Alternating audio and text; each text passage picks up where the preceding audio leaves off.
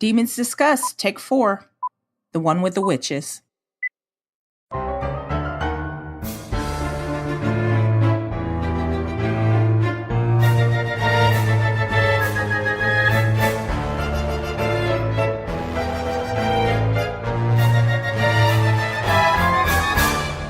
Welcome to Demons Discussed, the unofficial podcast about the All Souls universe and the topics that orbit it.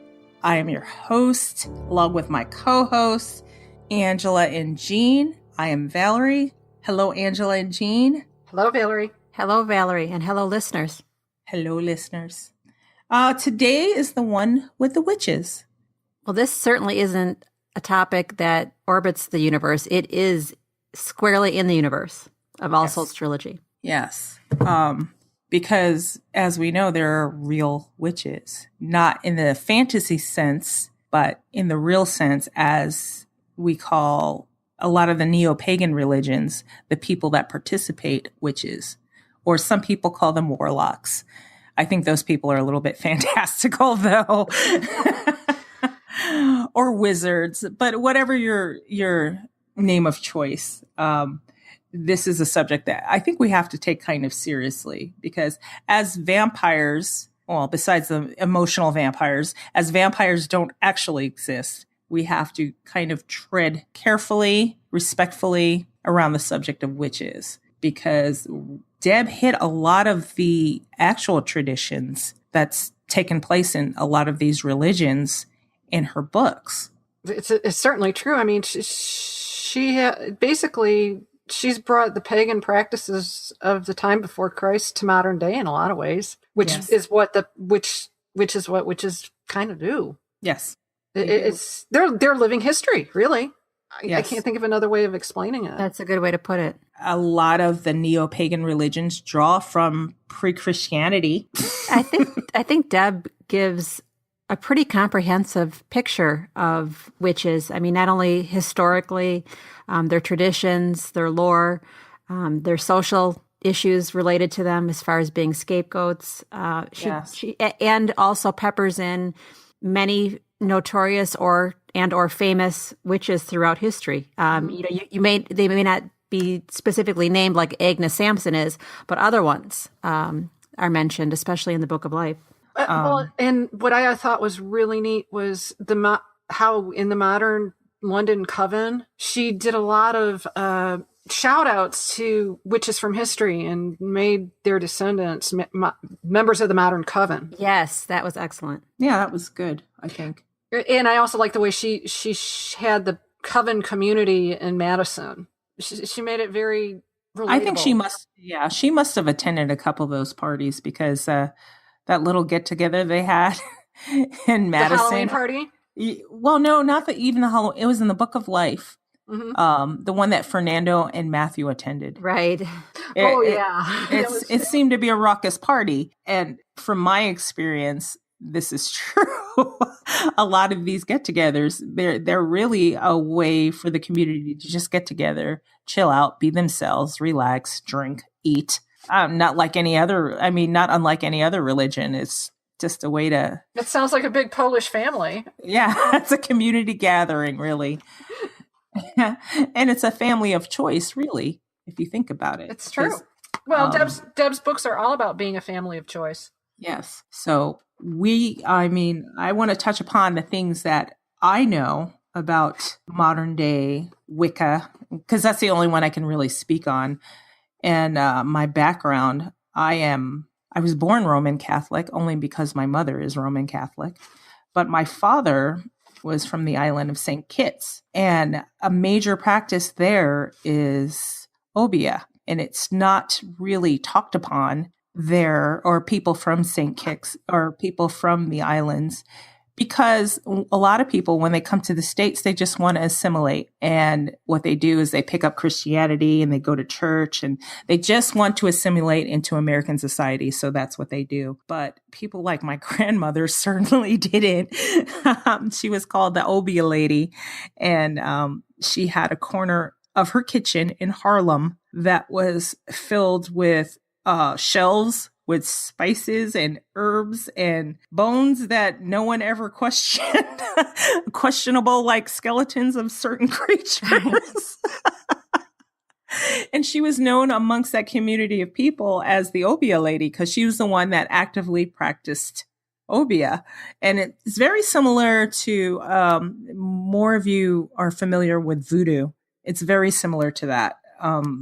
Certain thing, like a lot of the African religions that came over here or went to the Caribbean started as a form of Obeah or voodoo or hoodoo or one of those.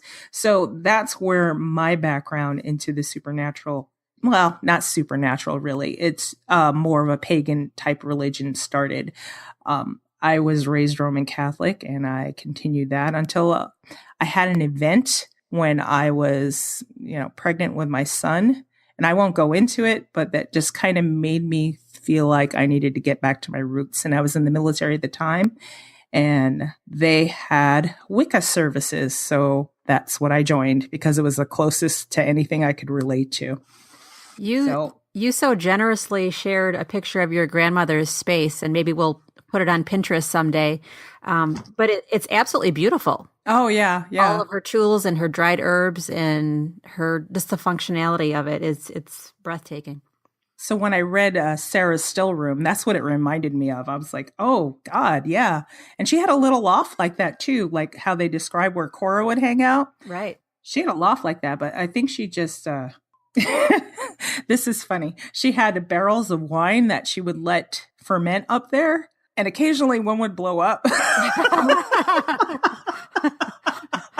Wine for everyone. It was hilarious. But she kept a lot of weird things up there. And she had just jars and jars of her little, what she called her teas. And she would brew this stuff out of herbs and then she would can it and then put it upstairs. So when she had somebody who needed a tea, basically they needed healing, they needed help with their love life or something like that, she would do it. And they swore by it. So was Grandma running an unlicensed botanica? Pretty much. I don't know if the city of New York was going to be down with that. They want their due. That's why it was kind of under the radar. She would go to church on Sundays. The rest of the week, man. Was your grandmother dealing herbs out of the pews? No, Could be. no. Probably giving out her business cards saying, come see me. And we laugh about it, but I'm sure that happened so much through history that the healer lady of the neighborhood would ostensibly sign up for the whole Christianity church thing in order to get along with her neighbors and was still dealing cures out of the back of her kitchen. And here's the thing with that. She wound up in a mental institution for a year because one of her neighbors turned on her. Oh, goodness. It's terrible. Yeah. So, yeah, there's an interesting Val history, interesting tidbit. So, yeah, it's still, that was the 1930s, late 1930s, early 1940s when she did that. By the time I got to know her, she was more open and free with her, with her practices. So basically, witch hunts continue to this day. Yes. Yes, indeed. People still look at it like it's a crazy thing. On my dog tags, I was in the military for 20 years. On my dog tags, it said Wicca. So every time I would deploy and turn in my dog tags, people would look at it and be like, look at me and be like, what the hell's going on here? Well, I mean, if you think about it, the military is pretty much a microcosm of the United States. You have some people who are so isolated that they don't see anything except for being a Baptist or being a Presbyterian or being a Lutheran or being Catholic. So to present something different like that, well, what is Wicca? Oh, I heard that's Satan. I heard that's, no, it's not. And I'll go into it and I'll go through a quick list, if you guys will indulge me, Please. of what it is and what it isn't. It is polytheistic. It focuses on dedication to patron deities, typically a god or a goddess, or the triple goddess, which is more of a tradition I tend to follow. If you want to compare it to Christianity, if you think of, what is it? The Father, Son, Holy Spirit? Trinity. Holy Trinity, yeah. Holy Trinity. It's kind of the same thing. But girl power. But girl power, right? You have the maiden, the mother, and the crone, which represents the stages of life, which represents a triple goddess, a singular goddess, but split into three. The crone is the one that holds all the wisdom, is the one you're going to draw from when you need to reach for experiences and things that teach you things. The mother is when you're in creation mode. It doesn't even have to be, oh, I'm having kids. It's, I'm planting a garden. I'm doing this. I'm doing that. The maiden is all about possibilities when you look to the future. It's just, if you think about it in those terms, it's not so different or scary, I guess. So I guess we can still be Maiden's Veil? Yes, if you want to. Because we're all, creating new homes and moving and creating new possibilities. And you're nesting. You never stop creating, really, if you think about it. Well, that's more the mother. Yeah. Well, I'm thinking of the possibilities that we've just created. Yeah, if you have dreams, if you dream of what your future could be and stuff like that, those are maiden tendencies. Yes. I like that. Because you're kind of young at heart at that point when you're dreaming of future possibilities. Like if you have goals, you dream of your goals, you think of your goals. These are the goals I want to reach. I mean, that's all the things that young people do. They think about their possibilities in the future. So Demon's Domain and Demons Discuss, we're constantly in maiden mode. Yes. Well, yes. Now they're in mother mode. Well, we're also, if you look at it, the three ways, it's dreaming, doing, and sharing. Yes, exactly. That's a good way to put it. I never thought of it that way. So, and Deb does all three in the books. Yes. It is a modern religion influenced by many pre-Christian beliefs. So if you think of it this way, it is modern. It started in like 1950s, Wicca did, the way we know it now. And it just drew from older traditions. They went back to their roots. And that's why a lot of people don't take it seriously, because it's one of the newer ones. People who practice view the spiritual and material worlds as overlapping, meaning that gods and goddesses are not far away from you. They're entities whose presence you feel. When something happens or something goes, you feel the presence of the goddess, or you feel the presence of your god. And this is all religions. You feel the presence of a higher power closer to you. It's not just some distant thing. It definitely stresses greater harmony with the larger world, and with Earth in particular, especially with Wicca. It's an Earth-based religion. It views the universe as opposites. So you can't have dark without light. So, and that makes me think of the trilogy, because, the union of opposites, hot and cold, witch and vampire, woman, man, Diane and Matthew. It's you need both in order for the whole thing to exist. Right. It teaches that we're ultimately responsible for our own actions. And that's a truth, man. We all know that, right? Right. Oh, yeah. Oh, yeah. I mean, you do bad, you get bad back. You do good. Usually threefold. Yeah, threefold. And that's, this is just a personal thing. I think the threefold thing is a scare tactic. I really do.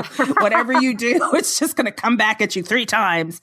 Just kind of a control thing. You better behave yourself. I really think it's what you put out there, you get equally opposite back, Does that make sense? Like physics? Yeah. Yes. I was gonna say. There you go. It's funny that Newton, dabbled in. I shouldn't say dabbled. Was submerged into alchemy and secretive, but he came up with the third law. So there's that. There, the third law, but also it's for every action, there's a reaction. Yeah. Yes. So exactly, for every action, there's equal and opposite reaction. So if you think of it that way, whatever you do, no matter what it is, whatever it's quote unquote good or what quote unquote bad, it'll come back at you in some shape or form. Sometimes you got to wait for it. Sometimes you got to wait a long time for it. But... and you got to be patient.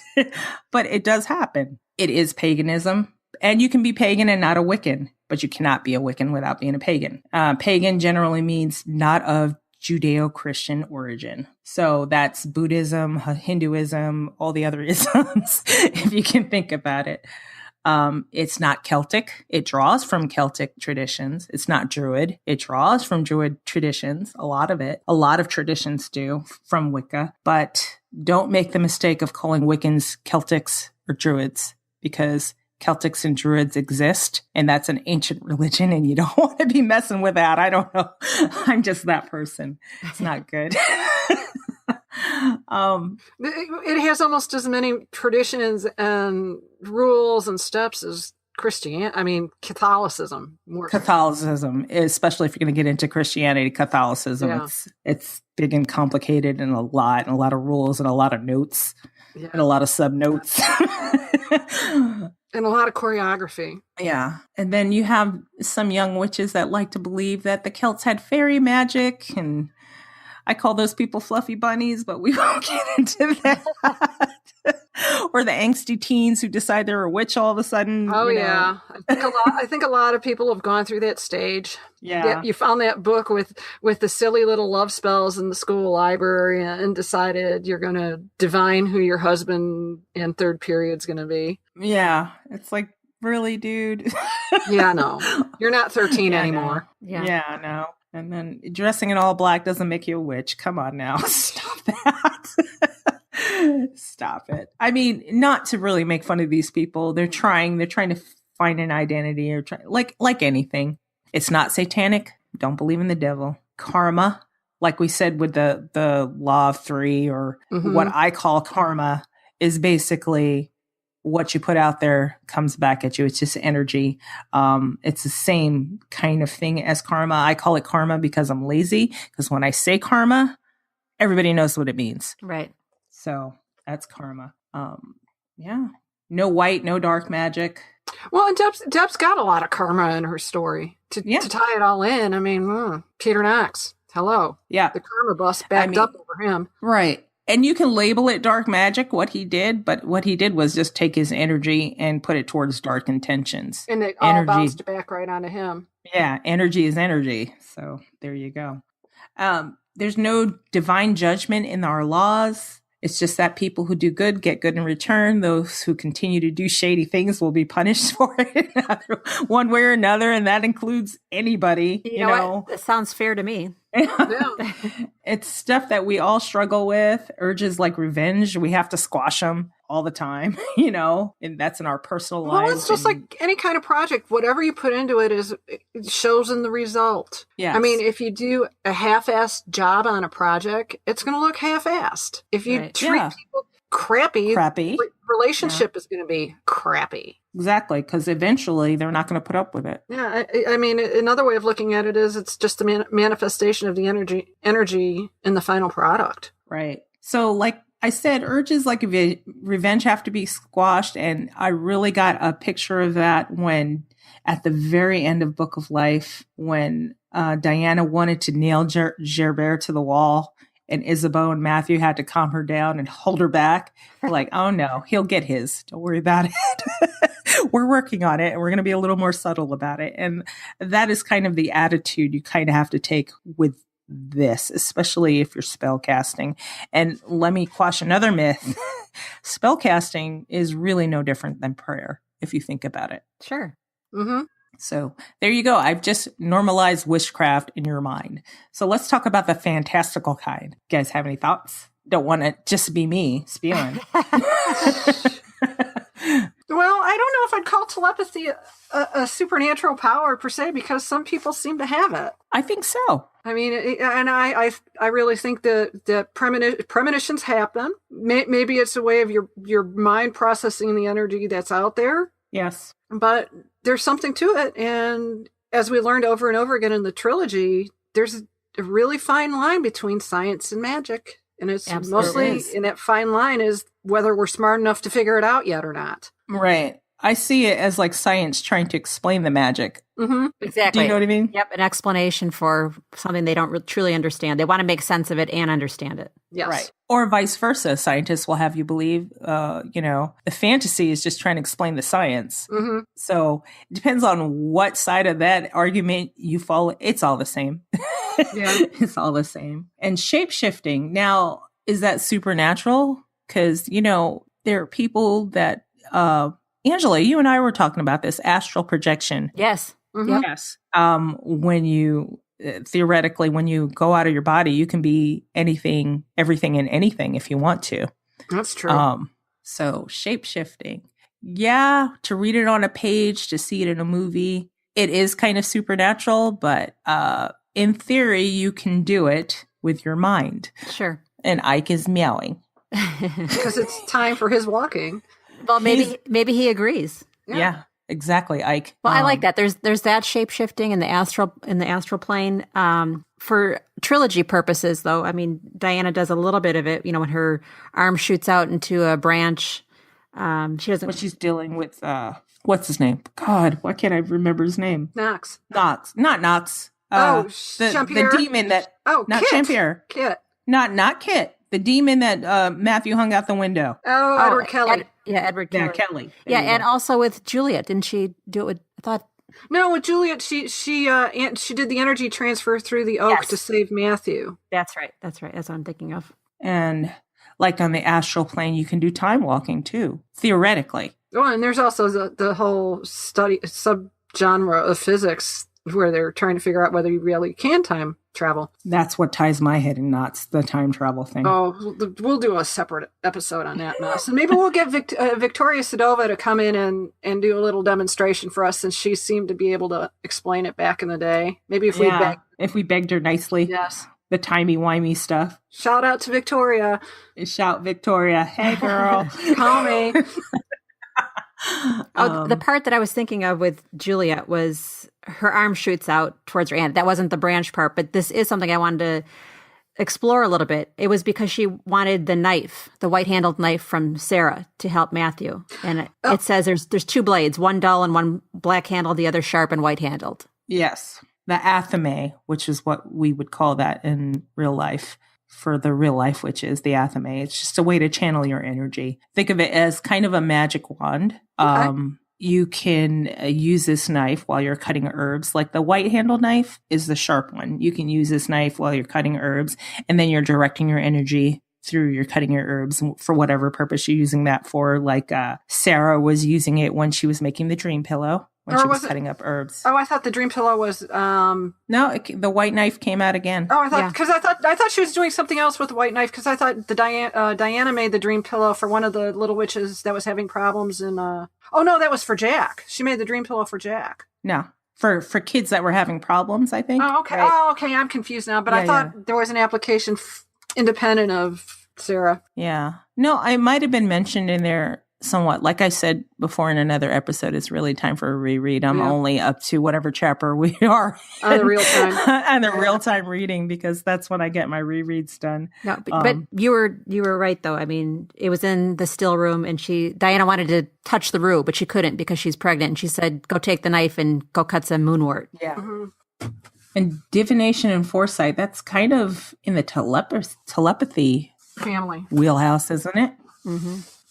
Like Rebecca in the trilogy. I mean, she was able to scry, and she also had visions. Mm-hmm. But it seemed like Sarah didn't have as much of those elements in her being. She was more the spells and potions and, as you said, making the dream pillows. Yeah. I feel like she was like in the trilogy, there was a lot of resentment between the witches that could just do stuff and had the elemental magic, or between those witches and the witches that had to study and memorize and look and understand a spell. And you know what I mean? Right. So it seemed like two distinct lines as far as the two kinds of witches. And of course, we learned there's some that straddled the lines and could do elemental and could do the spells and could do whatever they wanted. It seemed like there was almost a line drawn between those who had intuitive type of powers that they just had, and the more what I would call the more scholarly or academic witches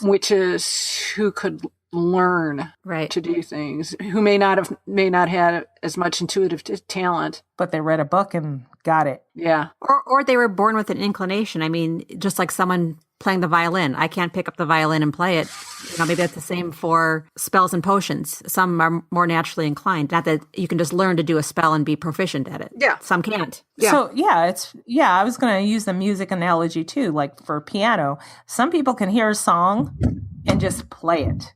Other people have to get the sheet music, read it, practice it, and keep going. So that's probably the difference there. So basically, witchcraft is pretty much like any other kind of talent in a way. Or skill. Yeah. Yeah. It's a talent. Well, that's probably the best way to kind of break it apart. Talent versus skill. Yes. A talent can be innate and a skill is learned. Yes. And for those to be really successful, the ones that have the talent study and study and study and get really skilled too. Mm-hmm. Exactly. Those are the ones that excel, supposedly. I mean, imagine Diana's problems, though. She's a weaver and she's spellbound, but it'd be almost like being a virtuoso and having no teacher. And a really crappy instrument to learn on. Right. Yeah, like having a violin with 3 of the strings gone. There you go. You're good to go. Make some music with that. Have Figure fun. it out, kids. I mean, growing up Roman Catholic, still Roman Catholic, it's obviously something you don't learn about going to Sunday school or, Catholic school. That How the Catholics kind of sucked all the pagan holidays into. They took the pagan holidays and suppressed them and twisted them and put them in a mixer. And this is something you touched on earlier, Val, with neo-paganism. Yeah. And I mean, the truth of it is even Christianity picked and chose and subsumed most of the pagan traditions and holidays in order to win converts. Not most, but many of the early Christian saints took on aspects of pagan gods and goddesses in order to get butts in the pews. right. Made it palatable for them. And they also turned a blind eye when some of the old pagan holidays like Beltane would be celebrated. Think about it. And I think we've actually done a piece on how pagan practices were subsumed into Christmas. Oh, like Yule. Yeah. Yule. Is it Yule log, the Yule tree? Yes. It's Christmas tree. The stars and the moons as ornaments on the tree. Mm-hmm. Even like, the spells that they're replaced with other, rhymes in Christianity. I mean, would it be seen as strange that if you're going to move your house, you're going to bury one of the saints in your lawns to to bring good luck? I mean, are you talking about the upside down St. Joseph that's in my front lawn right now? That's what exactly. That house is going to get sold, baby. I'm going to get myself a second St. Joseph. I'm like getting tired of this. Yeah. I mean, but it comes from somewhere. I mean, and that's just another example of how. And smudging your house. Yep. Yeah. That's another practice I had done before. Well, if you think about smudging and the use of incense in the Catholic ceremonies, I mean, and then when we're talking about the threefold goddesses, I mean, she's pretty much been subsumed as the Virgin Mother. So true. Mary's the one-stop shop. So true. Maiden, Mother, and Crone all in one place. That just, look at that. You made a synapse connection for me. Why, thank you, I think. Did the light bulb turn on? Yes. Good. I'm enlightened now. You're here all week. Yes, exactly. If I need more enlightenment, I shall come to you. Yes. In our next episode of Coffee Talk. But then again, it gets worse because they steal all these holidays and gods and goddesses, and then they turn around and make witches scapegoats. Right. Look here, people. No angry emails. We're just speaking how we see. Because when you talk about religion, people get a little touchy. Yeah, and to let everyone know, I'm from the Roman Catholic tradition as well. There you go. So I'm speaking through the Vatican II lens of macaroni crosses and arts and crafts for CCD, but, there is that. So pardon my lack of biblical knowledge. That's my disclaimer for the day. There you go. No, but history is not always rosy. Everything doesn't always go right. And no matter what, they're always looking for someone to blame. And unfortunately, it was witches throughout history. And women. Women, exactly. It's very gender-based. To this day. Yes. Yes. Very much so.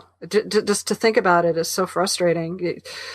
suppressing women from having any knowledge, suppressing women from having skills, suppressing women from encroaching upon your livelihood with the rise of quote unquote physicians and surgeons. I mean, some of this is trying to control the marketplace. They did not want the healer women encroaching on their territory, especially when the healer women probably had a higher rate of success at curing people's ills than these guys with their leeches and scalpels. And you got to drink the teas, man. Yeah. To drink the teas is to be a believer of the teas. The power of the tea. And the tea, and which is funny that you mentioned that, Val, given how much discussion of tea there is in the trilogy. Yeah, that's true. I mean, that's just what my grandmother and their people called it, the teas. Uh-huh. I need a tea. For whatever it was, Uh-huh. and whether it was like, oh, my love life sucks, I need a tea. Hey. Or I've got the flu, I need a tea, Tell me Mart didn't have a recipe for that tea. Yeah, I'll tell you what. Yeah. Although, as you mentioned Mart's tea, the scary thing I noticed on social media in the last week when that chapter came up, where people had actually contemplated whipping some up and tasting it. Okay, ladies. No, you do realize some of that stuff in there has tendency to be poisonous. Poisonous. Right. You don't want to be drinking that regularly. Well, I showed you a picture of that medieval herb garden I went to, and front and center is that sign, poison plant. Yeah. Don't drink it. I mean, if you think about Mart's tea, she's trying to stop a pregnancy. Yeah. So look, go to your doctors, go get the pill. Yeah. If that's what you need to do, go get the pill. There are 1,500 different methods of contraception. That's got to be better than that. I think it was more of a curiosity kind of thing rather than a application kind of thing. But it's still, it's like, you really don't need to be messing with herbal medicine unless you're knowledgeable, to me, because what if you were pregnant and didn't realize it? Oh dear. Yeah. Well, not only that, I mean, there's certain over-the-counter herbs, like ginkgo, that high blood pressure people shouldn't take. You don't want to mix anything just on a whim to see what it tastes like. Well, or St. John's wort manages to suppress any kind of contraceptive you are taking, which many people learn to their chagrin after the fact. First child, me. Oh dear. Surprise. Oh, Devin's an herbal child? No, that was Asa. He was a surprise. Apparently I was taking something that kind of negated everything we were doing. Oops. Not all of it. No. Antibiotics do that too, don't they? Yeah, they do. Oh, well. So you got to be careful. Consult a physician first, I would say. That would be the responsible thing for this podcaster to say to our listeners. Mm-hmm. Please. There you go. Oh, Val, I have a question. Grammaries. Sure. Yeah. The way I interpreted it was the best analogy I can come up with is, when you ask your mom for a recipe and she's like, well, I just throw in this and that. I don't really have a recipe for it. So basically you have to ask her to make it for you and write it down for you. Yes, so that's my grandmother. That was always my experience with my grandmother. And that's how we figured out how to make dumplings. Right. But there's no way you could have done that unless you watched her do it, took notes. And so it's kind of like that. I guess the theory is if a witch can just do something, another witch can't just pick it up. They have to observe, take notes, and put it down into words so they can perform the same spell. That's how I interpreted it anyway, Grammarly. Let me take that one step further, because Diana says without Grammarly, they won't work for other witches. So it's almost like the recipe analogy, but you make the same meatballs as your grandmother does. You follow the recipe. But when they say, well, grandma put love into it, that makes a difference. Yeah, it does. A little bit of love, a little bit of care. You can't just throw all these things together and just cook it and be done. No, it's like wait for 5 minutes, then lift off the cover and stir it. And that's the love. That's the extra care you're putting into it. You want to make sure it turns out good because you're trying to feed your family or something like that. I guess that's how I think of it. Yeah, like intention. Yes, intention. Don't just, throw it all in a pot and then come back a half hour later and expect it to be good. Like I would. There's nothing crafty about my cooking. At least you can boil water, girl. I can make coffee. I can make a hell of a coffee. You are a magician when it comes to coffee, Angela. Yeah. It's honestly, truly, because I love it and I put love in it. Alchemical with you. It is. I agree. So there's that. And we have Bertram coming up. Ooh. Birdie. I'm sorry to interrupt, but there's something in your email box. Thank you, Bert. We got some emails more on our question to our discussers. Because of the All Souls Trilogy, ... blank. You fill in the blank, and we got some more emails. Let's go around the table. What do you got, Jean? Mine's from Jennifer. Because of the All Souls Trilogy, I gained a gaggle of brilliant, nutty, beautiful, soulful goddesses who are now my bestest friends. I gained a new appreciation of history and research. I gained a retreat from this world into the one Deb created, one that I visit when I need a break from reality. And finally, I gained an easy answer to that constant question. Know any good books? Yes. Yes, I do. And that's from Jennifer. Shout out Jennifer. Thank you. Jenny from the block. Go on. Okay. Angela, what do you have? My question, or our question, is answered by Allie. Because of the All Souls Trilogy, number one, I, like you, would never have gotten on Twitter. My handle is @onlyforallsouls, because simply it was the way to enter your amazing giveaways. Now I'm hooked on @King Henry VIII and can't stop laughing. On top of that, I have discovered many cool literary Twitter accounts that feed me fun book facts every day. Number two, I'm not sure what I would have ever found my newly spun love of history without the All Souls book. Like I mentioned in my article, she's the individual who wrote the piece on yoga for us. Oh, yeah, that's our yogini. Yes. Allie, our yogini. As she mentioned in her article, history was never my thing, but going to 1590 with Diana and Matthew got me hooked on historical fiction. Hooked, all caps. Now everything history related is correlated to my mind in the 1590s and compared and contrasted there. The Infernal Devices and Outlander series are new obsessions as a byproduct of my new history spark from the All Souls Trilogy. Number three, a discovery which has pushed me even farther into my curiosity for yoga, and now here I am, practicing every day and writing amazing articles for my new All Souls family. Yay! Shout out, Allie. Thank you so much. That's Allie. awesome. Love you, Allie. Maybe I'll wear flat shoes to the next con so I actually can do some yoga. Oh, my God.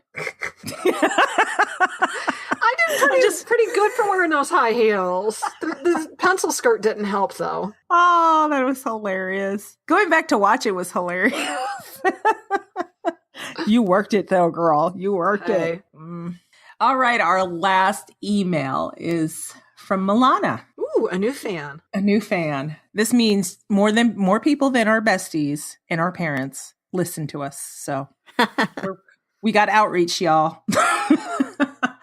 All right, Milana says, because of the All Souls Trilogy, I have a tribe of wonderful women who supported my Mad Cat scheme to become a published author and gave me identity. I may even write about sexy vampires who don't fade away to gray someday soon. Well, go you, Milana. All right. Oh, I'm looking forward to seeing what that looks like. Oh, gosh. I'm sure it'll be very graphic. Milana, if you're listening, please, send us a link to your, we want to read. We want to know what's up. Oh, I know. It's like inquiring demons want to know. You want to know what's up. Always looking to add to the TBR list. Oh, my God, which is getting huge. Oh, I think the demon hubbies will appreciate that list. Well, we do what we got to do. Got to stay fresh. Sharpen our skills. Okay. So are we going to recap for our listeners how they too can get involved and answer questions for us in the future? Absolutely, we Angela. Want your answers. Absolutely, Angela. Now, these people weren't anybody special. They just decided to sign up to our email list. They are special.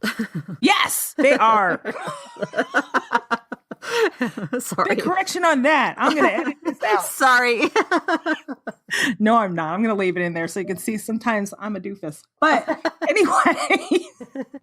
anyway, so go to demonsdiscuss.com, scroll down, and you'll see a little tiny form. All it asks is your name and your email address. I worked hard on that form, and the form works. So use the form.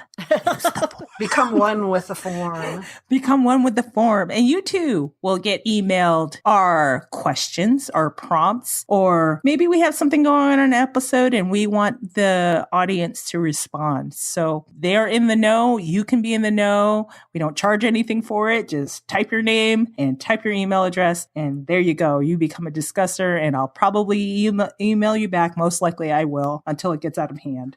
But for now, while our audience is nice and intimate, I will email you back and say thank you and ask if I have any further questions and show it to the girls and be like, we got another email. Yay. I mean, we would love for them to sign up for our email list, of course, but they can certainly always reach out to us on social media. Absolutely. We're everywhere. Demons Domain or Demons Discuss. Yep. Tell us what you want to hear. Right. And on the show notes, there's another form where you can put your comments. You can also sign up to that list there. That's a twofold form. So utilize it. And whatever comments you have, it doesn't have to be our question. If you just have criticism, ideas, observations, something to add. If it's a criticism, make it constructive, please. Thank you. But anything, yeah, just send us an email. Or if you just want to type an email and you don't want to go looking for forums, it's demonsdiscuss@gmail.com. And we're going to wrap this up. And I'm going to tell you, since you're listening to us already, you already found us. But did you know you can take us with you? You can put us in your earbuds, walk around the house, do chores while we're talking to you. And you can find us anywhere you listen to your podcast shows, iTunes, Google, Stitcher. I even have a link on our website that if you have an Android device, it'll tell you what apps are perfect for you. You just pick from that list and go. And if you like us, subscribe. If you don't like us and you want to talk about us, well, just listen. That's cool too. I don't care. But there you go. And visit us at our home base at demonsdomain.com. I think that wraps it up, ladies. I think we're good. Thanks for listening to us today, everyone. We can't wait to talk to you some more. Yep. Thank you. And let's hear from you. Absolutely. And now we're going for real now. Bye-bye. Jean's got to sell her house. Bye-bye. Bye.